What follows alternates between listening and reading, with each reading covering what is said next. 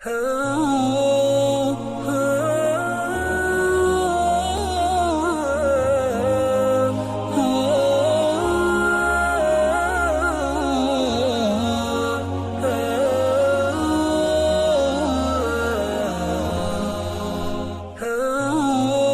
کہنا، بات کا جواب بات سے دینا بہت بڑی بات ہے، بات کا جواب اونچی آواز میں دینا تو بہت بڑا مسئلہ ہے۔ اللہ تعالیٰ فرما رہے اف بھی نہیں کہنا، اف کوئی گفتگو نہیں ہے، کوئی بات نہیں ہے۔ اللہ فرما رہے یہ آخری درجے کا لفظ بھی نہیں بولنا، اف یہ بھی نہیں کہنا۔ ظاہر ہے کہ بڑھاپے میں یقینی طور پر ان سے تکلیفیں ہونی ہیں، جب وہ بیمار ہو جائیں گے اور وہ جب چڑچڑا جائیں گے، وہی آدمی کے ماں باپ کے تعلق کا امتحان ہے، وہی محبت کا امتحان ہے، وہی خدمت کا امتحان ہے۔ اس وقت کے لیے اللہ تعالیٰ نے فرمایا عندک الکبر احدہما او کلاہما فلا تقل لہما اف، آپ ان کے سامنے اف بھی نہیں کرنا، ولا تنہرہما، اور انہیں کبھی جھڑکنا نہیں، ان کی بات کو برداشت کرنا، ان کی بات کو سننا، اور ان کی بات کو نظر انداز کر دینا، یعنی اسے سیریسلی سر پر لوگے تو یہ تو صبح سے لے کر شام تک 20 بار ہوتا رہے گا۔ خاص طور سے ایسے وقت میں بڑا مسئلہ ہوگا جب کوئی خوشی کا وقت ہے، کہیں جانے کا وقت ہے، آنے کا وقت ہے، کچھ دینے کا موقع آ گیا، کچھ لینے کا موقع آ گیا، تو وہ ہر مسئلے میں انٹرفیئر کرنے کی کوشش کرتے ہیں۔ وہ اولاد کو برا لگتا ہے، اللہ تعالیٰ فرماتے ہیں آپ کو بولنا نہیں ہے، آپ کو کچھ کہنا نہیں، اف بھی نہیں کہنا اور جھڑکنا نہیں۔ روایات میں لکھا ہے، بخاری شریف میں ہے یہ واقعہ بڑا لمبا چوڑا، کہ رسول اللہ صلی اللہ علیہ وسلم کے پاس ایک صاحب آئے اور آ کر اپنے بیٹے کی شکایت کی، اور انہوں نے کہا اللہ کے رسول میرا بیٹا مجھ سے بڑی زبردستی کرتا ہے، اور اگر میں اس کا مال خرچ کر لیتا ہوں تو بہت ناراض ہوتا ہے، کیا کروں؟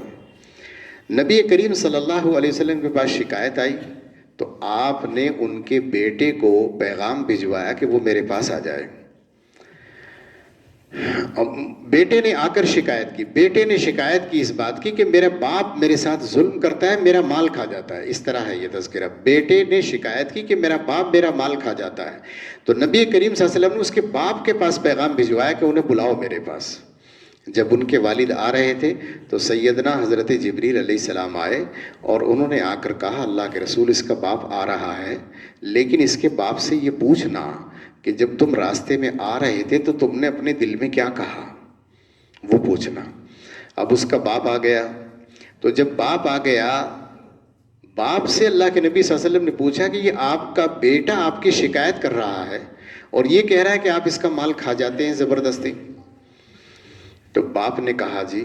اس سے یہ پوچھو کہ میں جو اس کا مال لیتا ہوں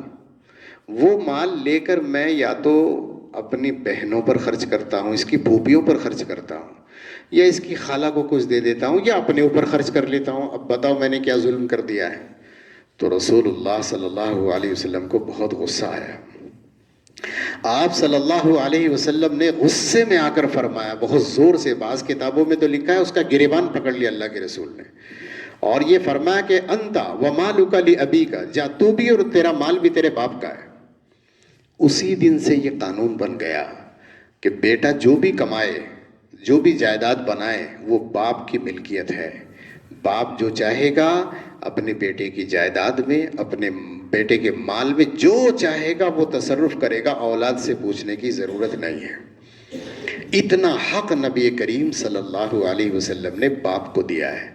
کہ باپ کو بیٹے سے پوچھنے کی ضرورت نہیں کہ یہ فلاں کپڑا لے لوں جی، یہ جوتے لے لوں بھائی، یہ پیسے لے لوں بھائی، نہیں، اولاد آپ کی کھیتی ہے۔ جیسے آپ نے کوئی درخت لگایا ہے، اس میں کھاد ڈالا، پانی ڈالا، اس کی حفاظت کی، وہ جوان ہو گیا، اس پر پھل آنے لگا ہے، آپ کی مرضی ہے، آپ کچا پھل کھائیں، پکا پھل کھائیں، آپ توڑ کر کھائیں، ٹوٹا ہوا نیچے گرا ہوا کھائیں، آپ کی مرضی ہے، سارا پھل ایک ساتھ توڑ دو یا ایک ایک توڑ کر کھاؤ، آپ کی مرضی ہے، آپ کا پھل ہے، آپ کا پیڑ ہے، آپ نے اسے جوان کیا ہے۔ بالکل یہی حال آپ کی اولادوں کا ہے کہ وہ بھی آپ کی کھیتی ہے، آپ نے انہیں پالا پوسا، پڑھایا لکھایا، جوان کیا، کمانے کے لائق بنایا، بولنے کے لائق بنایا، کاروبار کرنے کے لائق بنایا، یہاں تک کہ کتنے ہی ماں باپ نے اولادوں کو باقاعدہ کاروبار دیا ہے، دکانیں دی ہیں، جائیدادیں دی ہیں، فیکٹریاں دی ہیں، کارخانے دیے، تو باپ کا ادھیکار اور اختیار یہ ہے کہ اولاد سے اجازت لینے کی ضرورت نہیں ہے، وہ جو چاہے جہاں چاہے اپنے اولاد کا مال خرچ کرے۔ تو نبی کریم صلی اللہ علیہ وسلم نے اس وقت یہ فرمایا۔ پھر سارا واقعہ جب ختم ہو گیا تو نبی کریم صلی اللہ علیہ وسلم نے فرمایا کہ اچھا یہ فیصلہ تو ہو گیا، اب آپ یہ بتائیے کہ راستے میں آتے ہوئے آپ نے اپنے دل میں کیا کہا؟ بس اس باپ نے کہا اللہ کے رسول آپ کو کیسے معلوم ہے؟ میرے تو فرشتوں کو بھی نہیں پتا کہ میں نے دل میں کیا کہا، کیونکہ میں نے کچھ بولا تو ہے ہی نہیں، اپنے دل میں ہی کہا ہے۔ تو نبی کریم صلی اللہ علیہ وسلم نے فرمایا کہ مجھے تو جبریل علیہ السلام نے بتایا، اللہ نے بتایا۔ تو اس صاحب نے کہا کہ اللہ کے نبی ہمارا تو پہلے ہی آپ پر بہت ایمان ہے، لیکن آپ کے ہر دن کے واقعات ہمارا ایمان بڑھا دیتے ہیں کہ جو بات کسی کو پتہ نہیں تھی آپ کو پتہ چل گئی۔ تو نبی کریم صلی اللہ علیہ وسلم نے اس وقت جب پوچھا تو اس نے اللہ کے نبی کو یہ بتایا۔ اس نے جو کہا وہ تو عربی کے اشعار ہیں، لیکن اردو اس کا مفہوم یہ ہے جو کچھ کہا گیا کہ اس آدمی نے اپنے دل میں یہ کہا اپنے بیٹے کو مخاطب کر کے کہ میرے بیٹے، بچپن میں جب تو چھوٹا سا تھا، رات کو روتا تھا تو میں اٹھ جاتا تھا، تیرے آنسو پوچھتا تھا، کپڑے بدلتا تھا۔ کبھی جب تو بیمار ہو جاتا تھا تو تیری بیماری کی ٹینشن اتنی اپنے سر پر لے لیتا تھا تو مجھے لگتا تھا میں ہی بیمار ہوں، تو بیمار نہیں ہے، اتنی ٹینشن اپنے سر پر لیتا تھا۔ بڑی محبتوں سے میں نے تجھے پالا ہے، آج جب تو بولنے کے لائق ہو گیا، کمانے کے لائق ہو گیا، بات کرنے کے لائق ہو گیا، اب تو میرے ساتھ لڑتا ہے، برا بھلا کہتا ہے، کم سے کم مجھے باپ نہ صحیح پڑوسی ہی سمجھ کر میرے ساتھ اچھا سلوک کر لیتا کہ ایک پڑوسی کے ساتھ بھی اچھی طرح رہنا چاہیے، اور تو میرے ساتھ بدتمیزی کرتا ہے۔ یہ بات میں نے دل میں کہی تو رسول اللہ صلی اللہ علیہ وسلم سن کر رو پڑے، کہنے لگے کہ باپ کا جو حق ہے ساری زندگی بھی اولاد ادا نہیں کر سکتی اس کو۔ اللہ تعالیٰ نے قرآن کریم میں یہاں انہی آداب کا کچھ بیان کیا ہے کہ جب ماں باپ بڑھاپے کو پہنچ جائیں تو پھر ان کے ساتھ ان کو جھڑکنا نہیں، ان کو اف بھی نہیں کہنا، وَقُلْ لَهُمَا قَوْلًا كَرِيمًا، بات بھی کرنی ہو تو نرمی سے بات کرنا، بات جب کرنی ہو نرمی سے بات کرنا، ادب کے ساتھ بات کرنا، دونوں باتیں، نرمی سے دھیرے آواز میں بات کرو اور نرمی کے ساتھ بات کرنے کے ساتھ ساتھ ادب کے ساتھ بات کرو، یعنی ان کی بے ادبی کا احساس نہ ہو کہ آپ انہیں چھوٹا سمجھ رہے ہیں، آپ انہیں حقیر سمجھ رہے ہیں، آپ انہیں ان پڑھ سمجھتے ہیں، یہ احساس نہیں ہونا۔ ان کو اس کا احساس کرائیے کہ ہم آپ کی اولاد ہیں، آپ کا ہم پر حق ہے، آپ جو چاہے کہہ سکتے ہیں، آپ جو چاہے کر سکتے ہیں، آپ کا پورا حق ہے۔ ایک ماں باپ کا حق سارا اس کی اولاد پر ہے، وہ بھی نہیں سنیں گے تو پھر ان کی سنے گا کون؟ بھائی تو سنیں گے نہیں، بہنیں تو سنیں گی نہیں، رشتہ دار نہیں سنیں گے، پڑوسی نہیں سنیں گے، جن پر ان کا حق ہے اتنا زیادہ کہ انہوں نے انہیں پال پوس کر جوان کیا ہے، وہ بھی بات نہیں سنیں گے تو پھر سنے گا کون؟ اگر ایسے میں ماں باپ کا دل دکھ گیا تو حدیث میں نبی کریم صلی اللہ علیہ وسلم نے ارشاد فرمایا ہے کہ ماں باپ کو ستانے والا، انہیں دکھ دینے والا، انہیں تکلیف پہنچانے والا آدمی مرے گا نہیں جب تک اللہ تعالیٰ خود اسے اسی عذاب میں مبتلا نہیں کر دے گا۔ اس کی اولاد اسے بھی اسی طرح سے ذلیل کرے گی جیسے اس نے اپنے ماں باپ کے ساتھ کیا ہے۔ اس لیے ماں باپ کا حق اتنا زیادہ ہے، وہ چاہے بیچارے ان پڑھ ہوں، کمزور ہوں، بیمار ہوں، انہوں نے کچھ بھی نہیں کیا لیکن آپ کو بچپن سے پالا پوسا ہے۔ جب آپ کسی قابل نہیں تھے، کسی لائق نہیں تھے، نہ چلنا جانتے تھے، نہ اٹھنا جانتے تھے، نہ پہننا جانتے تھے، نہ استنجا آپ کو آتا تھا، نہ بولنا، کچھ بھی نہیں آپ کو آتا تھا، اس وقت ساری چیزیں انہوں نے آپ کو دھیرے دھیرے بڑی محبت سے سکھائی ہے۔ جانور آپ کو نوچ لیتے، کتا آپ کو اٹھا کر بھاگ جاتا، بلی اٹھا کر بھاگ جاتی، چوہے آپ کو کاٹ لیتے، لیکن سب چیزوں سے انہوں نے آپ کو بچایا، اور آپ بیمار ہو گئے تو آپ کا علاج کرایا، آپ کو پڑھانے کی کوشش کی ہے، بڑے ہو گئے تو آپ کے کاروبار کی فکریں کی ہیں انہوں نے، اور شادی کی فکریں کی ہیں، بڑی محبتوں سے آپ کی شادیاں کی ہیں۔ تو اس کا بدلہ تو یہ ہے نا کہ ساری زندگی آپ ان کے ساتھ بات کریں تو نرمی کے ساتھ بات کریں۔ ہمارے بزرگوں نے لکھا ہے کہ اولاد کا کام یہ ہے کہ جب اپنے باپ سے بات کرے، اپنی ماں سے بات کرے تو اپنے ماں باپ کے ساتھ نگاہ سے نگاہ ملا کر بات نہ کرے، بلکہ ان کے سامنے نگاہ کو نیچی کر کے آواز کو دھیمی کر کے بات کرے، نگاہ کو نیچی کر کے اور آواز کو دھیمی کر کے بات کرے۔ روایات میں لکھا ہے کہ رسول اللہ صلی اللہ علیہ وسلم جب بڑے مشہور ہو گئے اور آپ کی نبوت کا چرچا گھر گھر ہو گیا اور بہت سارے لوگ آپ پر ایمان لے آئے، ماشاءاللہ بڑا چرچا آپ کا ہو گیا تھا، اس وقت ایک دن یہ واقعہ اچانک پیش آیا کہ ایک عورت آئی رسول اللہ صلی اللہ علیہ وسلم کے پاس، اور صحابہ کے بیچ میں آپ اللہ کے نبی تشریف فرما تھے۔ آپ نے اس عورت کو آتے ہوئے دیکھا اور آپ کھڑے ہو گئے، اپنے اوپر سے چادر اتاری، نیچے بچھائی اور اس عورت سے کہا جی آپ اس پر بیٹھیں۔ لوگ کہنے لگے عجیب بات ہے، ہم رسول اللہ صلی اللہ علیہ وسلم کی زیارت کرنے کے لیے کہاں سے آتے ہیں، مصافحہ ہو جائے یہی بہت بڑی بات ہے،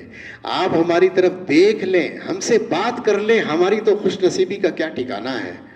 اور یہ عورت کتنی خوش نصیب ہے کہ اللہ کے نبی ان کے احترام میں کھڑے ہو گئے، اپنی چادر بچھائی ہے اور اس پر یہ عورت بیٹھ گئی ہے۔ پھر انہوں نے دیکھا کہ رسول اللہ صلی اللہ علیہ وسلم نے کان جھکایا ہوا ہے، وہ عورت کچھ کہہ رہی ہے، اور رسول اللہ صلی اللہ علیہ وسلم کا حال یہ تھا، آپ فرما رہے تھے جی جی آپ کی بات صحیح ہے، جی جی جی آپ کی بات صحیح ہے، بس ہاں جی جی جی کر رہے تھے،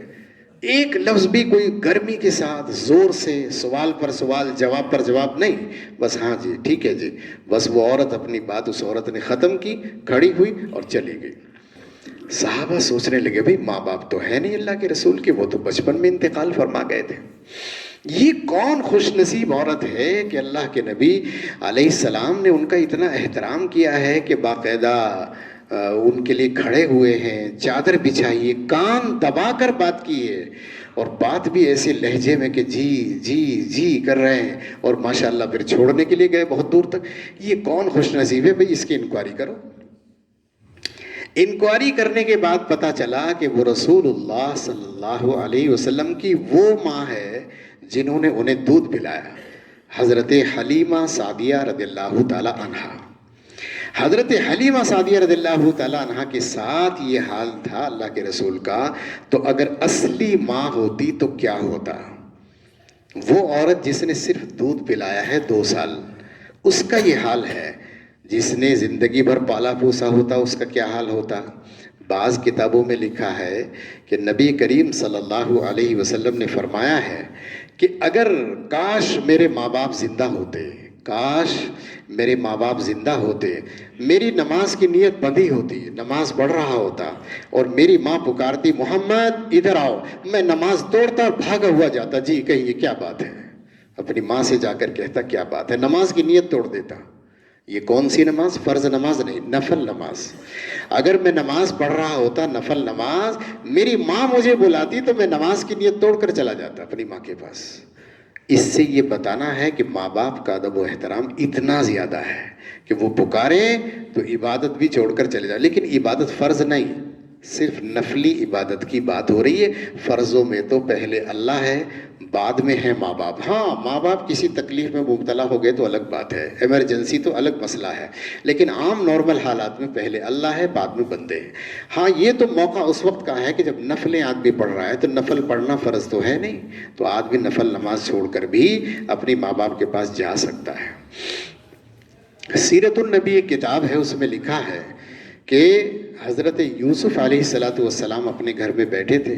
سامنے سے ان کے والد محترم سیدنا حضرت یعقوب علیہ السلام تشریف لے آئے۔ حضرت یعقوب آئے تو بیچارے بیٹھے رہ گئے، کھڑے نہیں ہوئے۔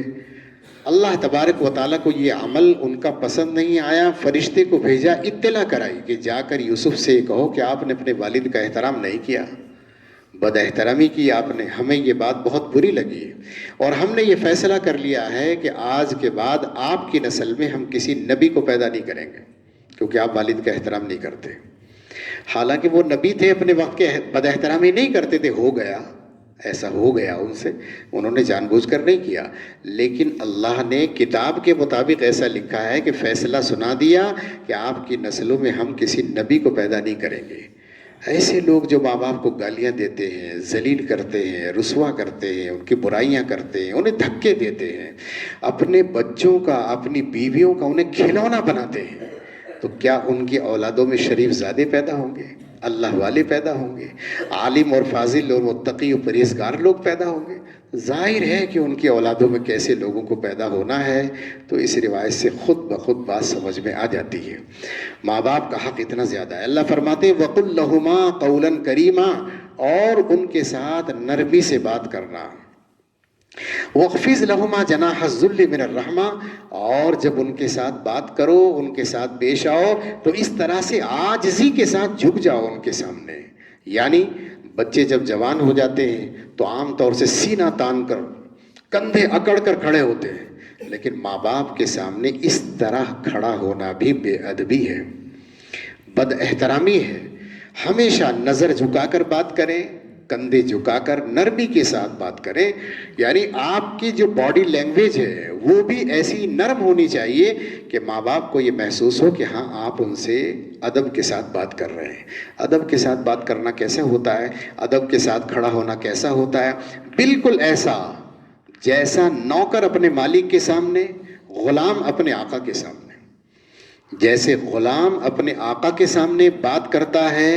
کھڑا ہوتا ہے، جیسے نوکر اپنے باس سے بات کرتا ہے اور کھڑا ہوتا ہے، بالکل اسی طرح اولاد کو اپنے ماں باپ کے سامنے اسی طرح بات کرنی چاہیے، اور اسی طرح سے ان کے سامنے کھڑے ہونے کا انداز، بیٹھنے کا انداز اپنانا چاہیے۔ یہ ہے اولاد کی ذمہ داری۔ اللہ تعالیٰ نے اتنی لمبی تفصیل ماں باپ کے ساتھ معاملہ پیش آنے کی ذکر کی ہے۔ وَاخْفِضْ لَهُمَا جَنَاحَ الذُّلِّ مِنَ الرَّحْمَةِ وَقُلْ رَبِّ ارْحَمْهُمَا كَمَا رَبَّيَانِي صَغِيرًا، اور ان کے سامنے عاجزی سے اپنے کندھوں کو جھکا دینا چاہیے رحمت سے۔ وَقُلْ رَبِّ ارْحَمْهُمَا كَمَا رَبَّيَانِي صَغِيرًا، اور اس کے علاوہ اللہ تعالیٰ سے دعا کرنی چاہیے کہ اے میرے پروردگار ان دونوں کے اوپر رحم کر، ایسا ہی رحم کر جیسا کہ انہوں نے بچپن میں رحمت سے، محبت سے مجھے پالا ہے۔ ظاہر ہے کہ ماں باپ نے جس محبت سے پالا ہے وہ محبت تو اولاد کبھی کر بھی نہیں سکتے۔ ماں باپ کو امید بھی نہیں تھی کہ بچہ جوان ہو پائے گا کہ نہیں، ماں باپ کو امید بھی نہیں تھی کہ بچہ کسی قابل ہو پائے گا کہ نہیں، وہ تو بیچارے اندھیرے میں محنت کر رہے تھے، ان کو پتہ نہیں تھا کہ کیا ہو سکتا ہے، بس محنت کیے جا رہے تھے، اور بچے کی دکھ درد کا احساس، اس کی خوشی اور اس کے غم کا احساس، اور اس کے موقع بموقع، عید ہے، بقرعید ہے، شادیاں ہیں، عقیقے ہیں، ولیمے، ہر موقع پر اس کے کپڑے، اس کے جوتے، اس کا کھانا، اس کا جانا، اس کا آنا، کون اسے لے کر جائے گا، کون چھوڑے گا، کتنے لوگ ہیں مسلسل مدرسہ اسکول چھوڑنے کے لیے جاتے ہیں، لینے کے لیے جاتے ہیں، دوائیوں کا اہتمام کرتے ہیں، بچے کہاں کھڑے ہیں، کہاں سو رہے ہیں، کیا کھا رہے ہیں، ماں باپ کو اتنی فکر رہتی ہے کہ اس فکر کے چکر میں اپنی فکر بھول جاتے ہیں، انہیں اپنی زندگی کا بھی خیال نہیں رہتا، اپنے آرام کا خیال نہیں رہتا، اپنے پیسے کا خیال نہیں رہتا، وہ جتنا حق اور جتنی محبت اپنی اولادوں پر لٹاتے ہیں، اولاد کبھی بھی اس کا بدلہ نہیں کر سکتی۔ اللہ تعالیٰ فرماتے ہیں تم یہ کام کیا کرو، وَقُلْ رَبِّ ارْحَمْهُمَا كَمَا رَبَّيَانِي صَغِيرًا، اور اللہ تعالیٰ سے اس کی دعا کیا کرو، اے اللہ ان دونوں پر ایسا ہی رحم کر جیسا کہ ان دونوں نے بچپن میں رحمت سے، محبت سے مجھے پالا ہے۔ اب جب آدمی اللہ تعالیٰ سے اس کی دعا کرے گا تو ظاہر ہے کہ اسے خود اس کا احساس ہوگا کہ بچپن میں انہوں نے مجھ پر بہت محبت کی ہے، یہ اگر مجھے نہ پڑھاتے تو میں کسی قابل نہ ہوتا، یہ اگر مجھے قابل نہ بناتے تو میں آج کام کرنے کی بھی لائق نہ ہوتا، یہ مجھے دکان نہ دیتے تو میری دکان کہاں ہوتی، میرا کاروبار نہ دیتے تو کاروبار کہاں سے آتا، شادی نہ کرتے پتہ نہیں میں کہاں چلا جاتا، انہوں نے بغیر میرے مشورے کے، بغیر میرے کہے ایسے وقت میں میرے لیے بہترین فیصلے کیے جن کے نتیجے آج میں دیکھ رہا ہوں۔ آج میرے پاس علم ہے، عمل ہے، محبت ہے، تعلق ہے، شہرت ہے، عزت ہے، یہ ان کے فیصلوں کی وجہ سے ہوا ہے۔ اس لیے ماں باپ کی خدمت کو، محبت کو اور اطاعت کو اور احترام کو لازم پکڑ لینا چاہیے۔ چار چیزیں لازم ہیں اولاد کے لیے: محبت، خدمت، اطاعت، احترام۔ محبت، خدمت، اطاعت اور احترام۔ ماں باپ کا احترام کرنا، ماں باپ ہی کی بات ماننا اور ماں باپ کی خدمت میں اپنی جان کو لگا دینا، اور اسی طریقے سے ان سے سچی محبت کرنا، یہ چار کام، محبت، خدمت، اطاعت، احترام، اولاد کے لیے چاروں چیزیں لازم ہیں، ضروری ہیں اگر اسے آباد رہنا ہے۔ نبی کریم صلی اللہ علیہ وسلم نے فرمایا پیسہ چاہیے، دولت چاہیے تو ماں باپ کی خدمت کرو، جو ماں باپ کی خدمت نہیں کریں گے، انہیں ستائیں گے، تکلیف پہنچائیں گے، اللہ تعالیٰ ان کی روزیوں کی، ان کی عمروں کی برکتیں ختم کر دیتا ہے۔ پھر آپ گھومتے رہیے تعویذ والوں کے پاس، وظیفہ بتا دیجئے، تعویذ دے دو، جادو والوں کے پاس، کچھ نہیں ہوتا۔ ماں باپ کی خدمت سب سے بڑا وظیفہ ہے، ان کی خدمت کر لی جائے، اللہ تعالیٰ روزی بے حساب دیتا ہے۔ تو